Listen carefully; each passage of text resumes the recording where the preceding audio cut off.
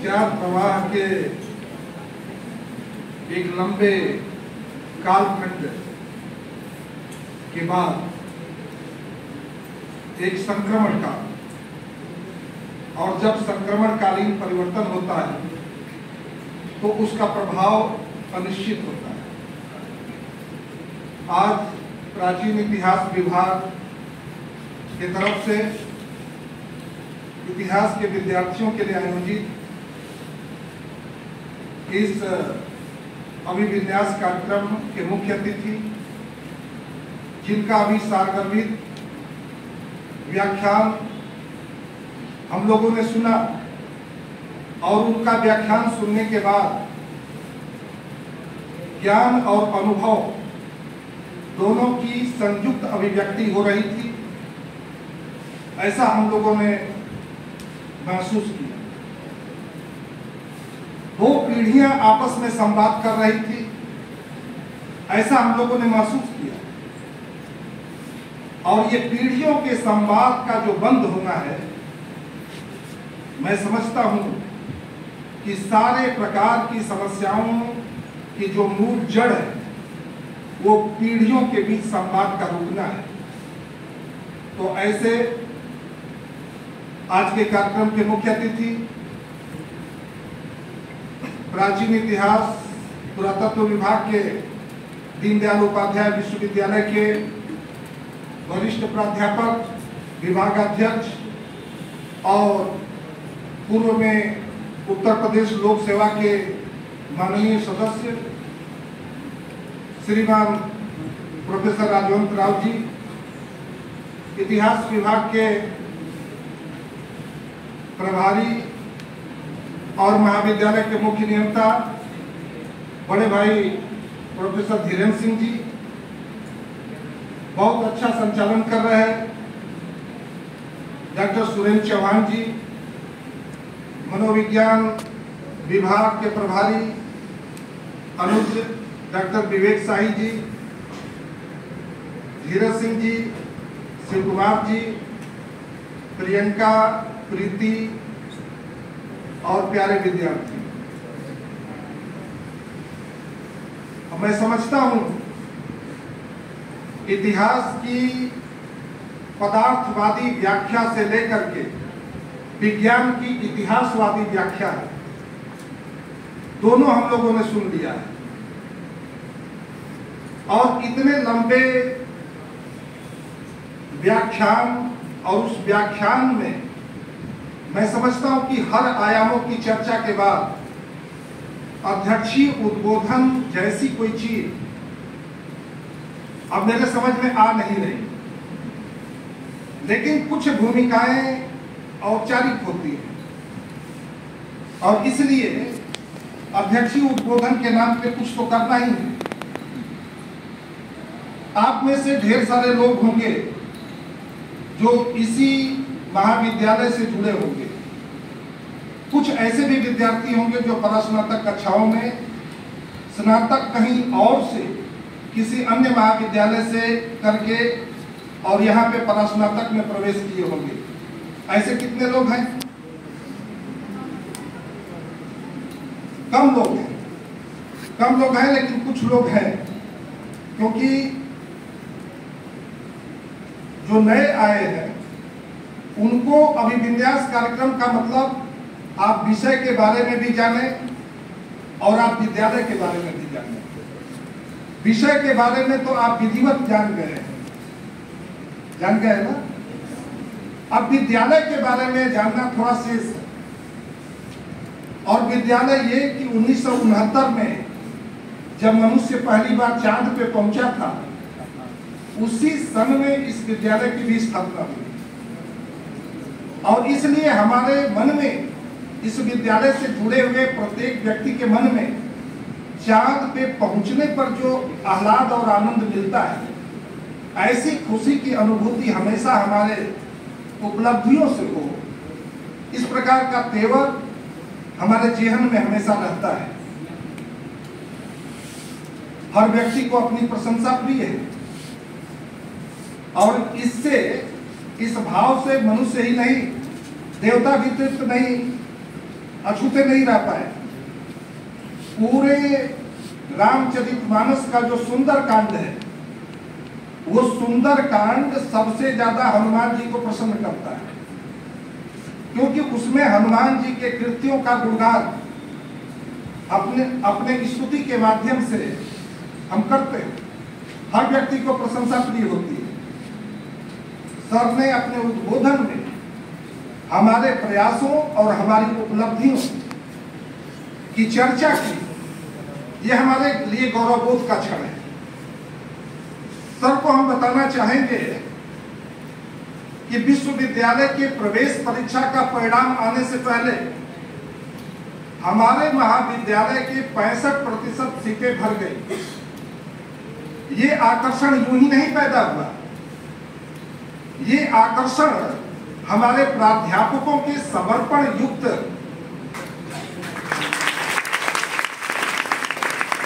अनुसंधान युक्त ज्ञानवर्धक और प्रोत्साहित करने वाली जो शिक्षण शैली है, उसका जो संदेश, व्यापक संदेश गया है, जो यहाँ के विद्यार्थी इस संस्था से निकलने के बाद माउथ कम्युनिकेशन के माध्यम से समाज के अन्य घटकों के अंदर अपने अनुभवों को बांटे, उससे हमारे महाविद्यालय की साख बढ़ी।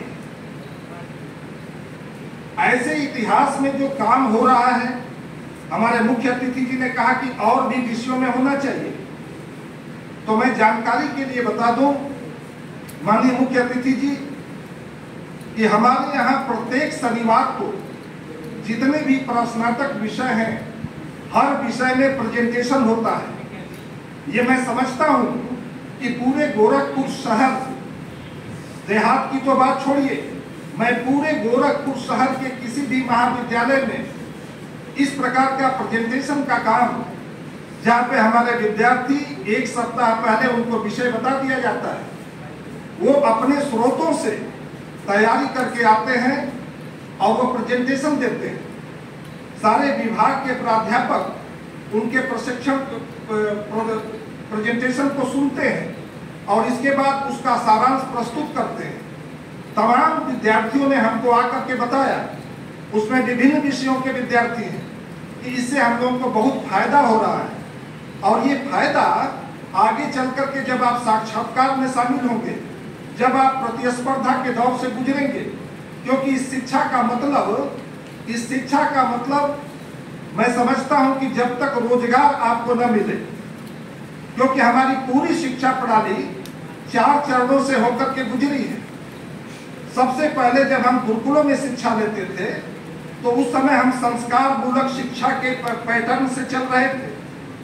जिस औपनिवेशिक काल की चर्चा हमारे मुख्य अतिथि जी ने किया, उस औपनिवेशिक काल में हमें मानसिक दास्ता से युक्त करने के उद्देश्य से हमारे ऊपर अपना विचार और वैचारिकी थोपने के उद्देश्य से अपनी संस्कृति और अपने साम्राज्य को श्रेष्ठ बताने की दृष्टि से अपने को बुद्धिमान, विद्वान, विचारवान और परोपकारी तथा अन्य मानवीय सद्गुणों से युक्त समाज हम हैं, ऐसा बताने की दृष्टि से जो प्रयास किया गया, उसे मैं विचार मूलक शिक्षा कहता हूँ।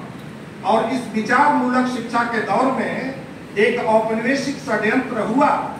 मैकाले की शिक्षा पद्धति के नाम से पूरे देश में जो शिक्षा प्रणाली का विकास हुआ और जिसका प्रभाव आज भी पूरी तरह से जमा हुआ है, उसके समानांतर हमने राष्ट्रीय शिक्षा का एक संस्करण तो प्रस्तुत किया, लेकिन उस संस्करण को हम प्रभावी नहीं बनाए। आज इंग्लिश मीडियम के स्कूल, आज कॉन्वेंट स्कूल, अब मैं बताना चाहता हूं कि ये कॉन्वेंट स्कूल इंग्लैंड में इसलिए शुरू किए गए क्योंकि आप जानते हैं कि कुछ ऐसे भी लोग हैं आज अमेरिकी और यूरोपीय समाज में सिंगल पैटर्न फैमिली देखने को मिलती है। बच्चे को ये मालूम रहता है कि ये हमारी माँ है, पिता कौन है ये नहीं मालूम रहता। बच्चे को ये मालूम रहता कि मेरा ये पिता है, उसकी माँ कौन है ये उसे नहीं मालूम रहता। ऐसे परिवार को सिंगल पैटर्न फैमिली कहा जाता है। ऐसे जिनके माँ बाप दोनों नहीं हैं, ऐसे लोगों को सामान्य स्कूलों में प्रवेश नहीं मिलने के कारण वहाँ एक नए पैटर्न के विद्यालय शुरू किए गए जिनको कॉन्वेंट स्कूल कहा गया। आज हिंदुस्तान में कॉन्वेंट स्कूल में पढ़ाना हमारे प्रेस्टीज से जुड़ गया है। हर व्यक्ति देखता है कि हमारे बगल वाले का बच्चा इस कॉन्वेंट स्कूल में जाता है तो हमारा बच्चा भी उसमें जाना चाहिए। एक प्रतिस्पर्धा का भाव उनके अंदर आया है और ये प्रतिस्पर्धा का भाव आप भी इस एकेडमिक शिक्षा के आगे चल करके प्रतिस्पर्धा के दौर से गुजरेंगे। आप भी रोजगार की तलाश करेंगे और ये प्रतिस्पर्धा, कल मैं कहीं चर्चा कर रहा था कि ये प्रतिस्पर्धा एक बहुत बड़ा वैचारिक छलावा है। प्रतिस्पर्धा क्या है? प्रतिस्पर्धा का मतलब अगर हमारे पास 10 स्थान है, 50,000 और 1 लाख लोगों को भ्रमित करना है, हम 10 स्थान की वैकेंसी निकाल करके 50,000 लोगों से आवेदन करेंगे, देंगे हम अंत में 10 लोगों को, शेष लोग समझेंगे कि हम लेने लायक नहीं थे, उनके अंदर हीनता का भाव होगा। तो ये स्कैर्सिटी ऑफ अपॉर्चुनिटी, जो अवसर की कमी है उसको ढकने का एक जो वैचारिक षड्यंत्र है, तकनीकी षड्यंत्र है, उसको हम कंपटीशन के नाम से जानते हैं। एक समाजवादी चिंतन की दृष्टि से हमको सबको अवसर देना चाहिए, लेकिन जब हम अवसर नहीं दे पाते हैं तो ये प्रतिस्पर्धा, ये एक पूंजीवादी षड्यंत्र के रूप में हम ये लाते हैं ताकि लोगों को भ्रमित किए रहे, उसी में फंसाए रहे और 250 की वैकेंसी निकाल करके 4 लाख 5 लाख लोग ये समझे और अंत में 250 ही हमारे पास है तो हम 250 लोगों को देंगे, शेष लोग ये समझेंगे कि हम लेने लायक नहीं थे। ये चीज है। देखिए 2-3 बातें मैं कहूंगा। एक, इतिहास अतीत की घटनाओं का एक व्यवस्थित क्रम और अतीत और वर्तमान के बीच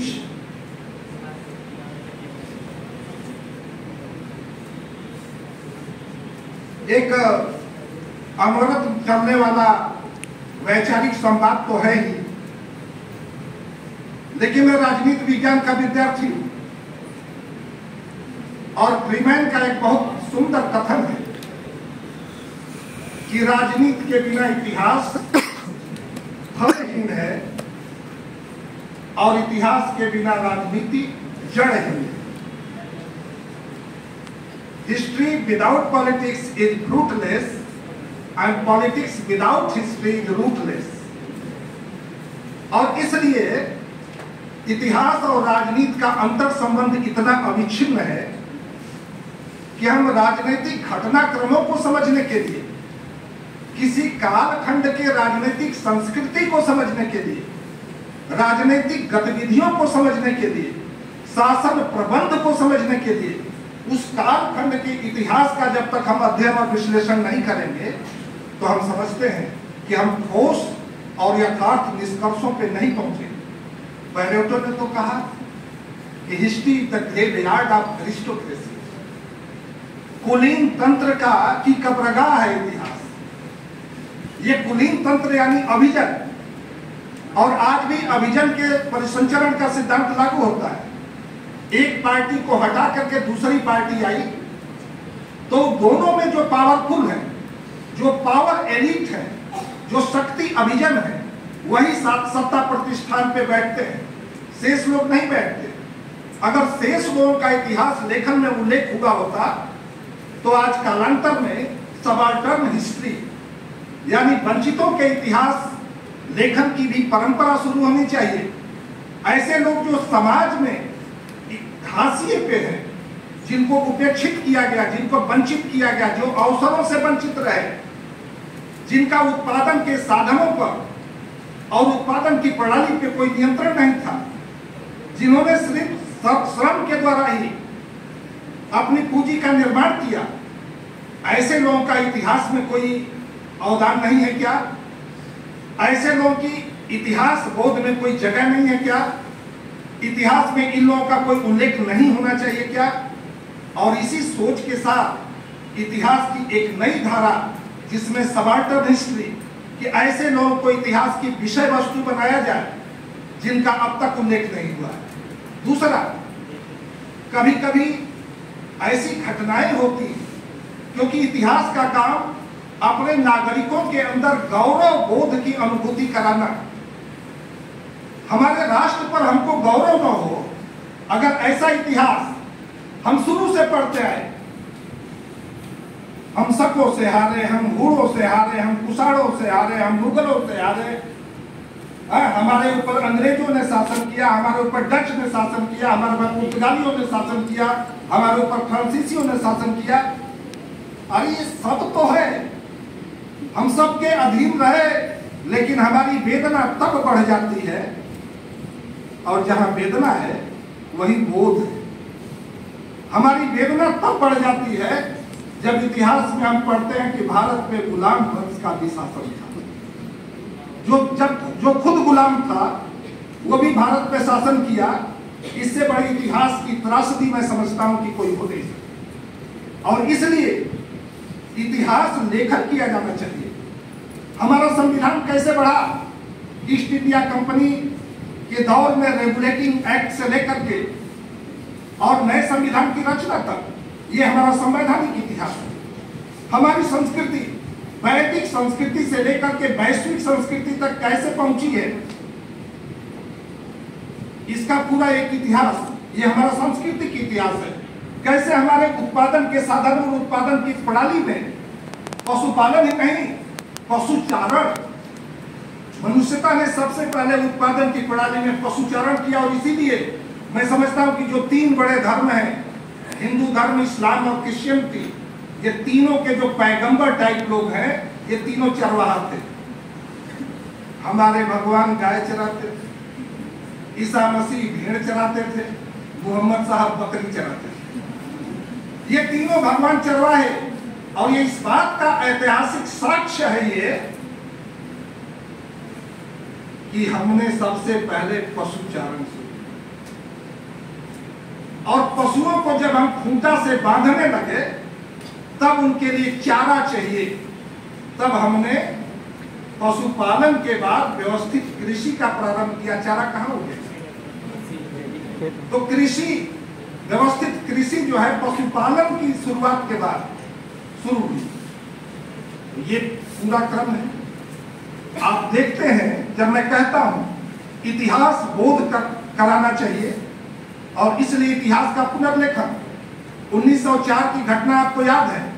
अंग्रेजों ने यह मुहावरा गढ़ा था व्हाइट मैन्स बर्डन थ्योरी के तहत कि यूरोपीय सत्ता अजेय है, यूरोपीय साम्राज्य संस्कृति अजेय है, इसको कोई जीत नहीं सकता, पराजित नहीं कर सकता।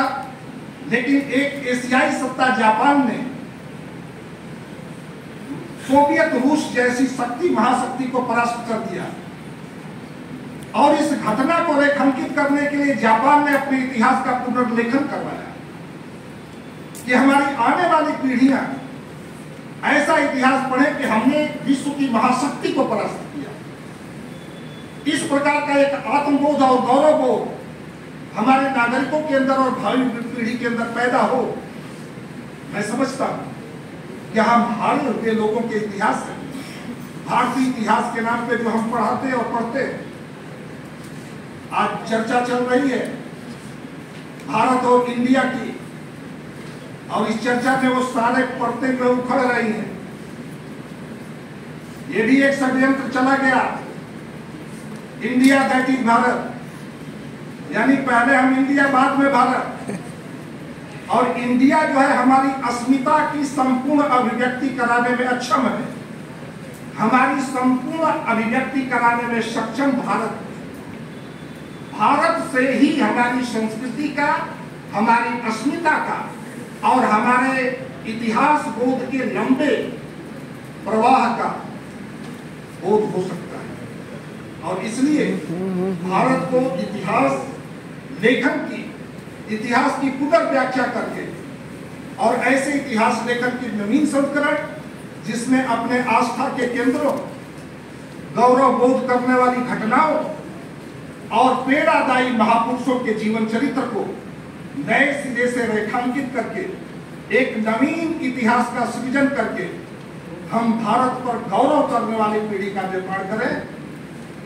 समय बहुत हो गया है और समय सापेक्ष अगर भूमिका रहे तो वो ग्रहणीय भी होती है और अनुकरणीय भी होती है। मैं अपने तरफ से अपने बड़े भाई, आज के मुख्य वक्ता, मुख्य अतिथि,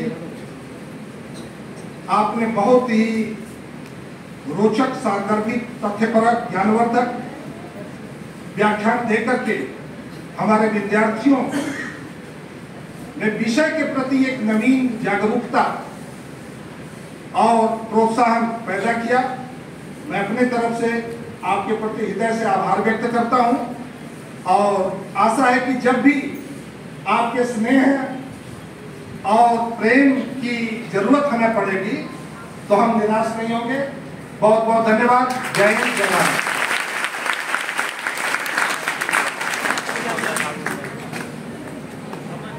आचार्य जी का उद्बोधन जब भी होता है तो आपको विद्यार्थी शायद नहीं मानेंगे, जितने भी नए शिक्षक हैं वो इस विचार में पड़ जाते हैं कि प्राचार्य जी इतिहास के शिक्षक हैं या पॉलिटिकल साइंस के या बीएड के या केमिस्ट्री अथवा फिजिक्स के। आज ही वही घटना घटी है। सब तो हैं पॉलिटिकल साइंस शिक्षक, लेकिन इतिहास की सैर करा के आ रहे हैं हम लोगों को। इसके लिए प्राचार्य जी का बहुत बहुत धन्यवाद। और अंत में मैं आभार ज्ञापन के लिए अपने माननीय विभागाध्यक्ष जी को आमंत्रित करता हूँ। सराय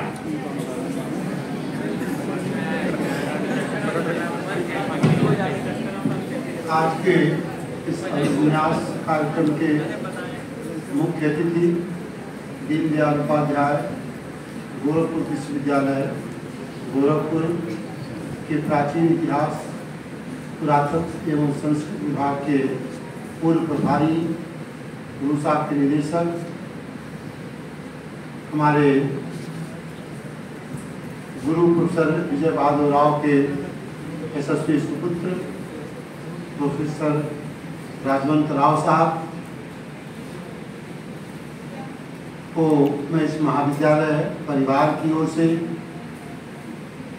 विभाग की ओर से और संपूर्ण प्राचीन इतिहास के विद्यार्थियों की ओर से उनके प्रति आभार व्यक्त करता हूँ। उन्होंने जिस तरीके से हमारे विद्यार्थियों को उद्बोधित किया है अपने सार्वगर्भित भाषणों से, उसके प्रति मैं अपनी ओर से भी, विभाग की ओर से, प्राचार्य की ओर से, पूरे महाविद्यालय परिवार की ओर से एक बार पुनः आभार ज्ञापित करता हूँ।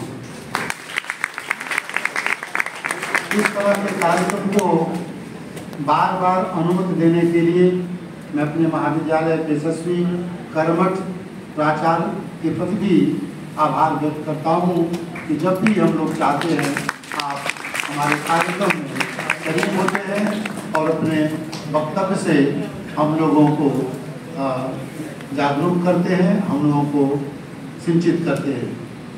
और इसके बाद मैं विभाग के ही अपने अनुज डॉक्टर सुरेंद्र चौहान, जिन्होंने बहुत अच्छे तरीके से संचालन किया है, उनके प्रति भी आभार व्यक्त करता हूँ। विभाग के ही डॉक्टर धीरज जी, शिव कुमार जी, शोध छात्राएँ एवं मनोविज्ञान विभाग के विभागाध्यक्ष डॉक्टर विवेक साई जी, जो बड़े तन्मयता से 2 घंटे से हम लोगों की बात सुन रहे हैं, उनके प्रति विभाग की ओर से मैं आभार व्यक्त करता हूँ। और अंत में सभी छात्र छात्राओं को जिन्होंने 2 घंटे से हम लोगों की बातों को सुना, आप सभी लोग के प्रति मेरा आभार है और आप लोगों को मैं बधाई देता हूँ। सुखमय जीवन की मैं कामना करता हूँ। धन्यवाद।